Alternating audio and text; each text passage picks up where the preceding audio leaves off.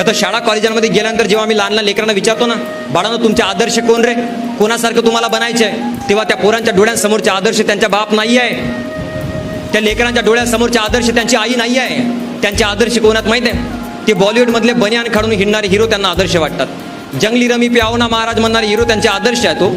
पण बनियान फाटेपर्यंत स्वतःच्या कुटुंबासाठी कष्ट घेणारा त्यांच्या शेतकरी बाप त्यांना आदर्श वाटत नाही. ही सगळ्यात मोठी शोकांतिक आहे. आणि म्हणून मी म्हणतो की बघा, बाप नावाची एक परीक्षा असते जीवनामध्ये, आणि बाप नावाच्या परीक्षेमध्ये आपण पास झालो की फेल झालो हे कधी ठरवायचं माहित आहे? तुमच्या घरामध्ये एखादा पाहुणा येईल, तुमच्या लेकराला उठून उभा करेल आणि विचारेल, बाळा कोणा तुझ्या डोळ्यापुढचे आदर्श कोणासारखं बनायचं आहे, आणि तुमच्या पोरगा जागेवरून उठून उभा राहील, 2 सेकंदाची सुद्धा वेळ लावणार नाही, आणि तुमच्या पोरगा असं म्हणेल की सर माझा बाप आमदार बी नाही, सर ना माझा बाप खासदार बी नाही, पण माझा बाप इमानदार आहे, मला माझ्या इमानदार बापासारखं बनायचं आहे. ज्या दिवशी तुमच्या पोरगा असं म्हणेल त्या दिवशी समजून जायचं की आपण बाप नावाच्या परीक्षेमध्ये पास झालो.